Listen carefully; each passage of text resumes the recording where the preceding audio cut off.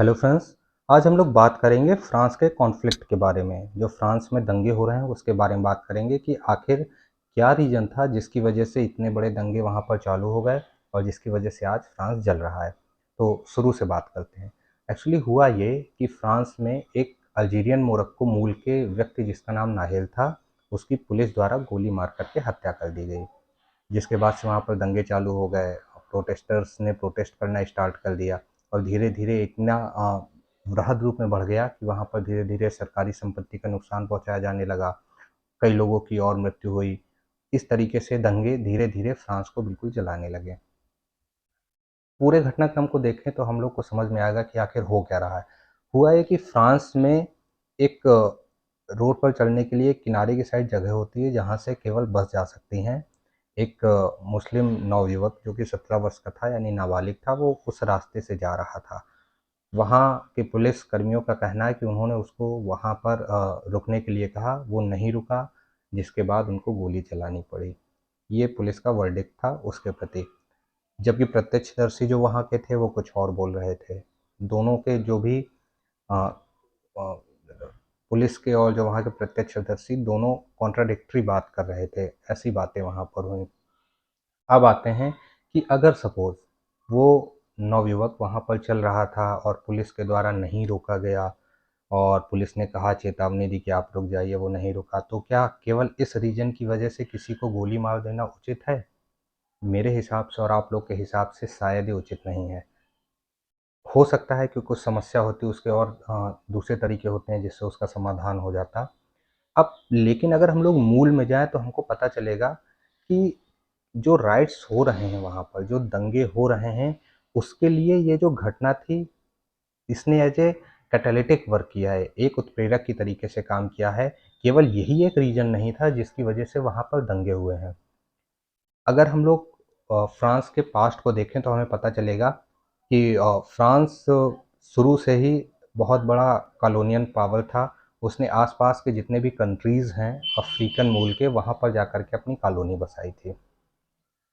Colony जब कोई country बसाता है तो उसका जो उद्देश्य होता है वो बहुत सारे उद्देश्य होते हैं, जो केवल राजनीतिक ना होते हुए उसके बहुत सारे आर्थिक उद्देश्य भी होते हैं, जिसमें से एक बहुत बड़ा उद्देश्य होता है कि जब कोई अपनी कॉलोनी किसी कंट्री में बसाता है तो उसका मुख्य उद्देश्य होता है वहाँ के बाज़ार में कब्जा कर लेना और इनडायरेक्ट वे से वहाँ पर अपनी गवर्नमेंट को चालू कर देना।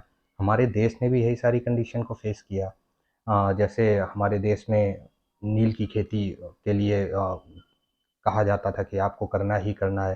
तिनकठिया प्रथा यहाँ पर चलाई गई और इस तरीके से बहुत सारी चीज़ें हुईं। तो इसी तरीके से फ्रांस ने भी अफ्रीकन मूल के बहुत सारे ऐसे कंट्रीज़ हैं जैसे अल्जीरिया हो गया, मोरक्को हो गया, उधर मेडागास्कर हो गया, इस टाइप के कंट्रीज़ में अपनी कॉलोनी बसाई और वहाँ पर सस्ते लेबर और मार्केट के कैप्चर करने के प्रयास में वहाँ पर उन्होंने डायरेक्ट और इनडायरेक्ट वे से वहाँ पर गवर्नमेंट स्टार्ट कर दिया और वहाँ पर राज करना स्टार्ट कर दिया। धीरे धीरे जब सारे कंट्रीज़ का प्रेशर होने लगा तो क्या हुआ, इस टाइप के जितने भी कंट्रीज़ थे उन्होंने उन पर्टिकुलर कंट्रीज़ को जहाँ पर उन्होंने अपनी कॉलोनी बनाई हुई थी उनको छोड़ना स्टार्ट कर दिया। लेकिन वहाँ पर तब तक वो लोग इतना ज़्यादा उनका शोषण कर चुके थे कि वो डेवलप हो नहीं सकते थे इस टाइप के कंट्रीज़। उसके जैसे हमारे खुद के देश को डेवलप होने में इतना ज़्यादा समय लग गया। तो वहाँ से धीरे-धीरे क्या हुआ कि इस टाइप के जितने भी अफ्रीकन कंट्रीज़ थे, वहाँ से माइग्रेशन स्टार्ट हो गया। जो आस-पास के यूरोपियन कंट्रीज़ जो कि ज़्यादा डेवलप हो चुके थे, जैसे जर्मनी हो गया, फ्रांस हो गया, नीदरलैंड इत्यादि, यहाँ पर जाकर के उन लोगों ने रोज़गार के लिए और अपने आप को वेल एस्टेब्लिश करने के लिए उन्होंने वहाँ पर जाकर के रहने लगे। जो ये इमिग्रेशन हुआ, इसकी वजह से धीरे-धीरे क्या हुआ, जो भी डेमोग्राफिक कंडीशन थी, हर एक कंट्री की चेंज होने लगी और सेम यही चीज़ हुआ फ्रांस के साथ। फ्रांस में आज की डेट में लगभग 10% के ऊपर पॉपुलेशन ऐसी है जिसमें कहीं न कहीं से कोई न कोई व्यक्ति अफ्रीकन मूल से बिलॉन्ग करता है। धीरे-धीरे जब डेमोग्राफिक चेंजेस होने लगे तो हुआ ये कि फ्रांस के जो मूल रूप के जो थे, जो फ्रांस के ही एथनिसिटी से बिलॉन्ग करते थे, उनको ये लगने लगा कि हमारे साथ कहीं न कहीं समस्याएँ पैदा हो रही हैं। जो बाहर वाले लोग आ रहे हैं, वो हमारे कल्चर को नहीं मानते हैं। जो हमारे अंदर फ्रांस की भावना है, उसको नहीं मानते हैं। तो उन्होंने उनका डायरेक्ट या इनडायरेक्ट वे से किसी न किसी तरीके से उनके साथ अलगाव स्थापित कर लिया और ये रीज़न दिया कि ये हमारे कल्चर को सपोर्ट नहीं करते हैं और सही तरीके से ये हमारे कल्चर को एडॉप्ट नहीं कर पा रहे हैं। हालाँकि फ्रांस में एक रूल है कि अगर कोई भी पर्सन माइग्रेट होकर के वहाँ पर आता है, तो उसको फ्रांस के कल्चर में ढालने के लिए समय दिया जाता है, कुछ टाइप की क्लासेस भी चलाई जाती हैं, जिससे कि वो वहाँ पर अपने आप को पूरी तरीके से ढाल सके। तो ये जो प्रोटेस्ट हो रहा है, ये केवल एक दिन की घटना नहीं है। इसके पीछे जो रीज़न है, वो बहुत लंबे समय से है, क्योंकि यूरोपियन कंट्रीज़ ने शुरू से ही जितने भी अनडेवलप्ड कंट्रीज़ थे, अफ्रीकन कंट्री या एशियन कंट्रीज़ है, वहाँ पर जाकर के उनका आर्थिक रूप से शोषण किया, जिसकी वजह से ये हुआ कि वो तो डेवलप हो गए, लेकिन जितने भी एशियन कंट्रीज़ और अफ्रीकन कंट्रीज़ थे, वो या तो लीस्ट डेवलप रहे और या तो वो धीरे-धीरे डेवलप हो रहे हैं। तो अगर देखा जाए, तो जो वहाँ पर पॉपुलेशन बढ़ रही है बाहर से लोगों के आने वालों की, यानी जो उनका डेमोग्राफिक चेंजेस जो फ्रांस में पैदा हो रहे हैं, इसने एक बहुत बड़ा रोल प्ले किया है इन दंगों में। दूसरा जो सबसे बड़ा रीज़न है, वो ये है फ्रांस की कुछ पॉलिसीज़ ऐसी हैं, जिसकी वजह से वहाँ जो बाहर से जो लोग आते हैं, उनके लिए समस्याएँ ज़्यादा पैदा होती हैं।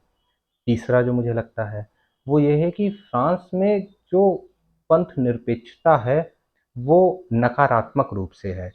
जैसे हमारे यहाँ क्या होता है भारत में कि हम लोग ये मानते हैं कि जो राज्य सरकार है, जो राज्य है, वो व्यक्ति के जो बिलीफ हैं, धार्मिक विचार हैं, उस पर कोई इंटरफेयर नहीं करेगा।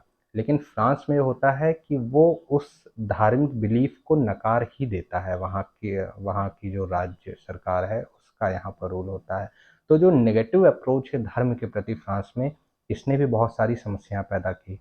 और अगर आप देखें तो बहुत सारे ऐसे रीजन्स हैं जैसे जिसकी वजह से वहाँ पर लगातार किसी न किसी तरीके से प्रोटेस्ट होते ही चले आ रहे हैं। चाहे आप एक शार्ली एब्दो वाला केस देखिए, चाहे बुर्के का बैन वाला केस है। इसके इन सारी घटनाओं के अपने ही प्रॉफ़िट या लॉस हो सकते हैं, रीजन्स हो सकते हैं, लेकिन मेरे बताने का केवल मकसद ये है कि वहाँ पर फ्रांस में प्रोटेस्ट का शुरू से इतिहास ही रहा है। चाहे आप फ्रांस की क्रांति के बारे में अगर आप 1789 में देखें, तो वो भी जो स्टार्ट हुई थी, वो भी एक प्रोटेस्ट के थ्रू ही स्टार्ट हुई थी। या बाद में जब नेपोलियन बोनापार्ट के बाद का समय था, वहाँ पर भी प्रोटेस्ट हुआ। तो फ्रांस में शुरू से प्रोटेस्ट का इतिहास ही रहा है। तो अगर हम इस तरीके से देखें, तो जो ये घटना थी, इसने एज ए कैटालिटिक वर्क किया है, लेकिन इसके पीछे जो समस्याएं थीं, वो बहुत विशाल थीं, जो धीरे धीरे फ्रांस में रहीं और उसने एक बार में जाकर के बहुत बड़ा रूप ले लिया, जिसकी वजह से आज फ्रांस में समस्याएं हैं। लेकिन ये समस्या केवल फ्रांस तक सीमित नहीं है, ये धीरे धीरे पूरे यूरोप को अपने चपेट में ले रही है। एक एग्जांपल जर्मनी का है। जर्मनी में भी बहुत ज़्यादा माइग्रेशन हो रहा है, इमिग्रेंट्स आ रहे हैं और जिसकी वजह से वहाँ डेमोग्राफिक चेंजेस हो रहे हैं। अब अगर हमें देखा जाए, तो हम ये देखेंगे कि इसमें अगर दोष है, तो किसका दोष है? क्या दोनों पक्ष का दोष है या केवल डेवलप कंट्रीज़ का है या जो इमिग्रेंट्स जिस कंट्रीज़ से आ रहा है उनका दोष है? तो हम लोगों को एक चीज़ ये विचार करनी चाहिए कि जो डेवलप कंट्रीज़ हैं, उन्होंने पुराने समय में जो लीस्ट डेवलप कंट्रीज़ हैं, उनके रिसोर्स को यूज़ किया, चाहे वो ह्यूमन रिसोर्स हो, चाहे मिनरल्स हों, चाहे जो कुछ भी हो, उसको यूज़ करके उन लोगों ने अपने आप को डेवलप कर लिया। लेकिन अब जब बारी आती है इन कंट्रीज़ के लिए, तो उस पर तरह तरीके के प्रतिबंध लगाए जाते हैं। जैसे एक समझौता हुआ था, पेरिस समझौता। उस समझौते में विचार दिया गया था कि जो भी डेवलप कंट्रीज़ हैं, वो लीस्ट डेवलप कंट्रीज़ को उनकी ऊर्जा आवश्यकताओं की पूर्ति के लिए कुछ ना कुछ फंड मुहैया कराएँगे, जिसमें अमेरिका तुरंत हट गया था। तो इस तरीके से देखा जाए, तो जो रिस्पॉन्सिबिलिटीज़ है डेवलप कंट्रीज़ की, उसको बियर करने में वो लोग अपनी शुरू से असमर्थता जताते हैं, या अगर प्रयास करते भी हैं तो इतना नॉमिनल अमाउंट होता है कि उसका बहुत ज़्यादा फ़र्क नहीं पड़ता है। एक रीज़न ये है। दूसरा रीज़न ये है कि जितने भी डेवलप कंट्रीज़ हैं, वो अभी भी अफ्रीकन या एशिया के जितने भी लीस्ट डेवलप कंट्रीज़ हैं, उनको परोक्ष रूप से अभी भी आधिपत्य जमा रहे हैं।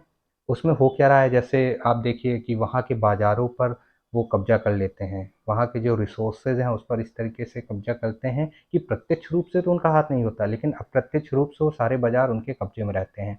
तो अगर किसी कंट्रीज़ का आर्थिक रूप से शोषण हो रहा है, उनके जो संसाधन हैं, उनका शोषण हो रहा है, तो जो भी उस एथनिसिटी के लोग हैं, उस मूल के लोग हैं, उनके मन में ये विचार शुरू से रहेगा कि कहीं न कहीं हमारे साथ गलत हो रहा है और ये धीरे-धीरे समस्याओं को पैदा करता है।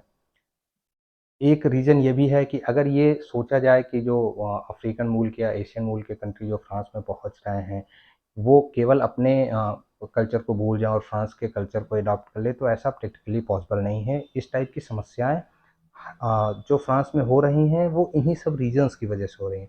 अब हमारी कंट्री को इससे क्या सीख लेने की आवश्यकता है, इस पर बात करते हैं। हमारा जो देश है, वो विभिन्नताओं वाला देश है। यहाँ पर बहुत सारे कल्चर को मानने वाले लोग हैं, बहुत सारी ट्राइब्स हैं, बहुत सारे ऐसे लोग हैं जो डिफरेंट टाइप की चीज़ों को फॉलो करते हैं।